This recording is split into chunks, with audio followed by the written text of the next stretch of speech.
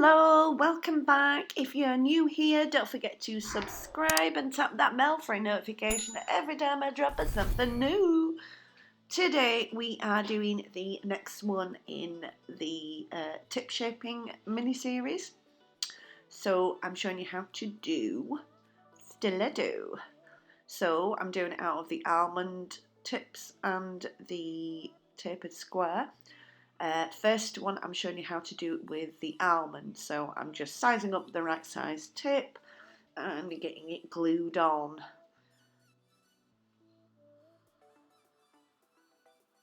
There we go. Remember, in the centre part of this tip is where you want the minimal contact exposure. You only want like a millimetre or two.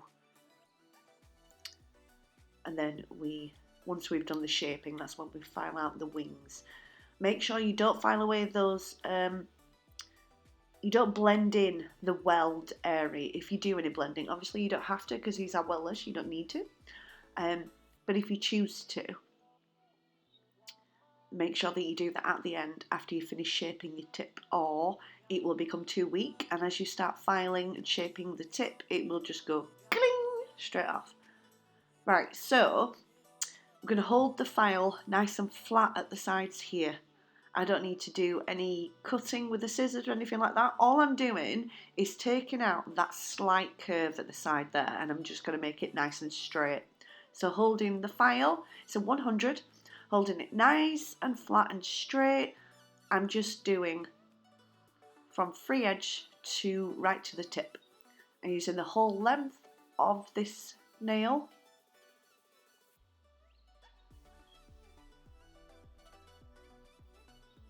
That's all we're going to keep doing. Have a good look from the top, check that we are equally filing from the left side and the right side so we don't end up with like a cockeyed angle.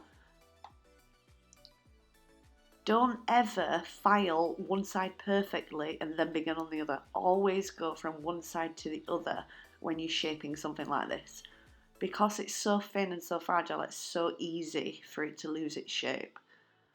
Once you're happy with your shape of your stiletto, now I've sharpened out those sides a little bit more. That's how I like my stiletto shape. Everybody has their own preference, of course. Some people will just put these tips on and apply straight away because that's their style of stiletto. Not a problem. Maybe use your 180 to file in those wings.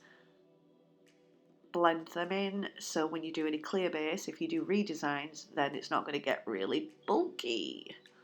Right, let's move on to doing the tapered squares now. So sized up my tape, and then I'm just going to pop on some glue and get that on ready. Remember, minimal contact area right in the centre there.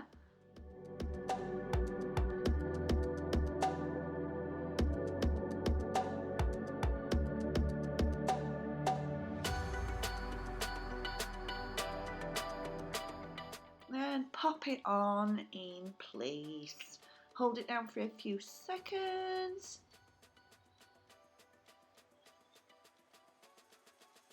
And then release, and then you want to come in and hold down the side wings here. Now remember, when you are doing your shaping of your tips, do not file away and smooth it out round the well. Make sure this part here is about 1 mil, 2 mil. So you've got the most amount of area to apply your acrylic on the natural nail. And then at the end, that's where we will file off those with a 180 after we've done the shaping of the tip itself. Don't ever do the blending in of the tip before you do the shaping. Now we're going to use scissors to cut these, and you want to be very careful when you use blades, any scissors to cut, because it's very easy to cut the person. So we don't want to cut like that. We don't want to cut like we cut paper, because that blade will go straight into the finger there. You will cut them. So when we use the scissors to cut tips and we're cutting them down at an angle to the bottom, open the blade fully and rest it against the skin at the cuticle, at the finger like I'm doing there, and then rest the, what do we call that part? The where your hand is, closer up the blade, where you will chop. Rest that point at where you want to cut.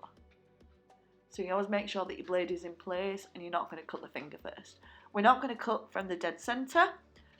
We're going to cut just slightly off to the side. So we're going to cut it to look like a very, like a ballerina. A very thin-tipped ballerina. And then we're going to come in. So we're going to cut about here, just on either side of the number.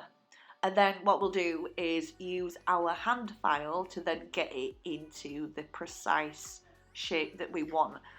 Reason being why we don't cut it into like the perfect stiletto is because you see that cut there? That's not dead straight. Now because the tips are curved, they have the C-curve in them, and because they are plastic, they're not straight, the curve. When you're cutting them, it will bend and move as you cut, because it's not like a flat piece of paper, it's a curved surface. So if you try and cut it into the precise shape that you want, it'll go wonky and it'll mess up. Trust me. Done it enough times. So we're going to cut like this. And then we're going to come in with our 100. And we're going to file the side walls. And we're going to file from the free edge of the natural nail right to the tip, to the point. And we're going to do a little bit on each side. So we're going to file a little bit on this side, swap over to the other, file a little bit on the other side. Make sure that you never, ever, ever, ever file one side perfectly and then go to the other side, because you'll find that you've overfiled or you filed in the wrong direction. It's better to go in little bits until you get the perfect shape that you want.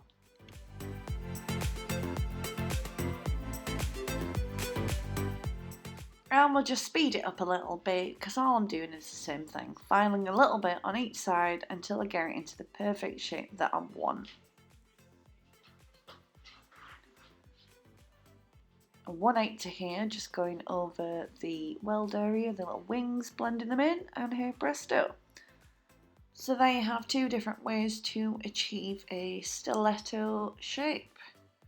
So thank you for joining me as always. I hope this has helped, and I'll see you in the next one. Bye bye.